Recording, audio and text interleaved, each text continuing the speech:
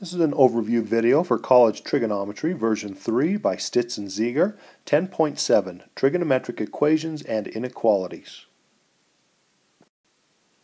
The strategies for solving basic equations involving trigonometric functions are to solve cosine equals a value or sine equals a value, where that value is in the range of sine or cosine. First solve for u from 0 to 2 pi, and then add integer multiples of period 2 pi. If you're outside of the range of sine or cosine, there's no solutions. To solve a secant or a cosecant, convert it back to cosine or sine, again assuming you're in the correct range. To solve a tangent, first solve where arctangent lives, and then add integer multiples of a period pi. For cotangent, convert to tangent and solve as above. For an example, find all of the exact solutions of the equation cosine 3x equals 1/2, and then list those solutions in which the interval that lie in the interval 0 to 2 pi. Looks like my picture cut off a little bit. 0 to 2 pi. So first off, all solutions. We would start off by finding out where cosine equals 1/2. Cosine equals 1/2 at 60 degrees. That would be pi thirds. And also down here at 5 pi thirds. Now why those two? Because cosine is positive in the first quadrant and the fourth quadrant as well. So we have these two values, pi thirds,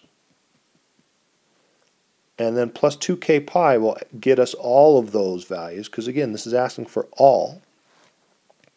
We also have 5 pi thirds plus 2k pi. These are all the places where cosine theta equals 1/2. But this is not a cosine theta, this is a cosine 3x. So we are not done with this problem, just even this first part of this problem.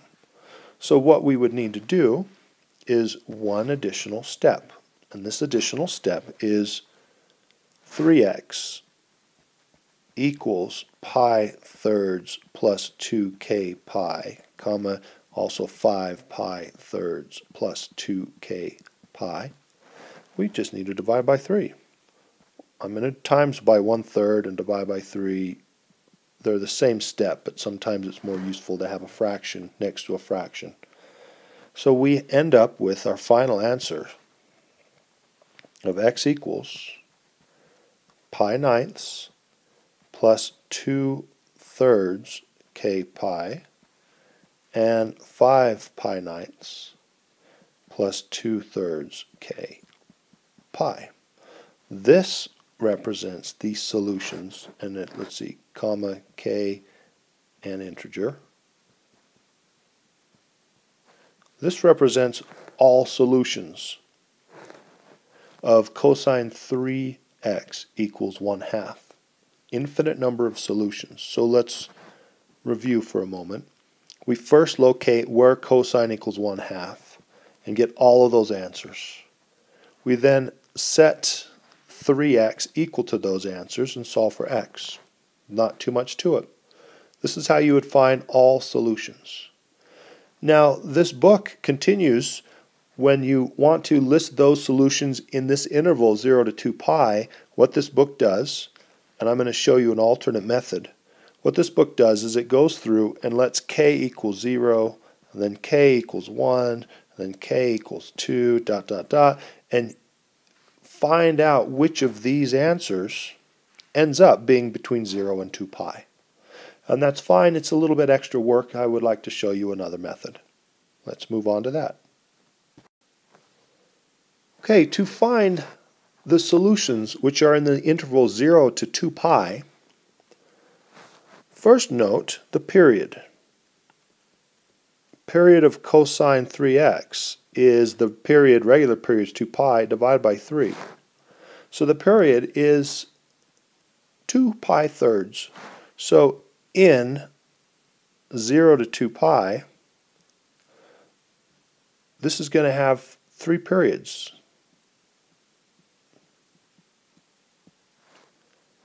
Okay, good. So we've already noticed pi thirds and 5 pi thirds are the locations one time around the circle where cosine equals 1/2. But this is going to have 3 periods. So we want to go a second time around the circle and get 7 pi thirds and 11 pi thirds, and a third time around the circle to get 13 pi thirds and 17 pi thirds. To get these, you can either count in thirds, which is what I was doing in my head. 1, 2, 3, 4, 5, 6, 7, 8, 9, 10, 11, 12, 13, 14, 15, 16, 17, 18. Or you can do a bunch of adding 2 pi's. So we have a list of 6 values. Because we understand, and by the way, a very simple pattern for how many times you have to go around, it's just that number, 3. Because 2 pi thirds will have 3 periods because of the 3. Just go 3 times around getting your values. We know they all lie here and here, but go 3 times around and get them. Then set your 3x equal to those 6 values, however many values you end up with. And then you will, that's an 11, sorry. Talking and writing at the same time is sometimes a challenge. 11 pi thirds, 13 pi thirds, and 17 pi thirds. Then divide by 3, or multiply by 1/3, which will be easier all along, etc., and get your final answers of x equals pi ninths, 5 pi ninths, 7 pi ninths, 11 pi ninths, 13 pi ninths, and 17 pi ninths. These, if you will notice, are all within 0 to 2 pi, which is what we were looking for. So in the instructions, list the solutions which are in the interval 0 to 2 pi. Just the first 2 were not enough because of the dividing by 3 last step. We have to get 3 times around the circle before we get all of them that end up being between 0 and 2 pi. I hope this method speeds you up a little bit. When solving an equation with more than one trig function, you want to try to make one trig function. For example, if I were to divide by cosine x, I will get tangent x equals 1. Now the locations where tangent equals 1 are here and here. Since I divided by cosine x, I don't want to divide by 0, but cosine of these values are not 0. So the values I ended up with didn't make my step a divide by 0 step, so no extraneous solutions or domain problems came about. And we want to find all the solutions from 0 to 2 pi. Since this is just a x, not a 2x or a 3x, we only have to go 1 time around, the invisible 1. And our answers are pi fourths and 5 pi fourths. And that's it.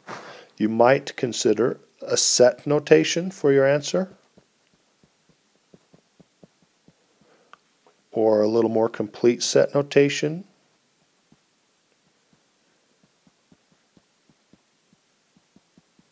Just don't put a parenthesis around your 2 answers, because then it's a point and not correct, or an interval and not correct. When you have 2 different types of angles, 2x and x, you have to use identities to get them all the same type of angle. So I would convert this to cosine squared x minus sine squared x. But now we don't have just 2 types of trig functions. We have, one type. We have sine and cosine. So I convert this one to 1 minus cosine squared x and end up with 2 cosine squared x minus 1.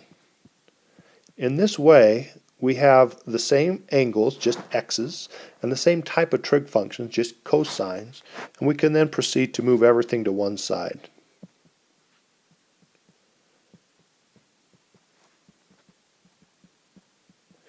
giving us 2 cosine squared x plus 5 cosine x minus 3 equals 0.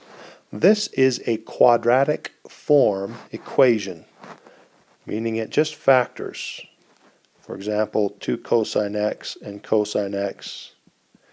And now they have to be opposite, so let's put a 3 and a 1, minus, let's see, a plus and a minus. And let's check the FOIL there. 2 cosine squared x. 6 cosine x minus cosine x is 5 cosine x, and there's minus 3. Perfect. This gives us a set of 2 equations. This one, setting that equal to 0, gives us cosine x equals 1/2. And setting this one equals 0 gives us cosine x equals -3. Where's cosine equal to 1/2? Well, that's at pi thirds and at 5 pi thirds. And cosine never equals -3. So that doesn't give us any solutions. And so we end up with 2 answers. Now we have to make sure we need 2 answers, all answers. Do we need to go more than once around the circle? I know I only need to go once around the circle because there's just a 1x in front. And our final answer, because they asked for 0 to 2 pi, we don't have to get all the solutions. So that would be it. Our answer is pi thirds and 5 pi thirds. This equals pi thirds, comma 5 pi thirds. So there are some types that will give you this quadratic form. You want to make sure that you are getting, first off, the same type of angle. 2x and x doesn't work. Now x, x, x. Good. Then the same type of trig function. Cosine and sine and cosine. Let's just all get to cosines. And then we had a squared, so we try to get it equal to 0, and it factored, and that's how we solve this type of problem. In this problem, we have the right type of x, one angle, but we have this tangent squared.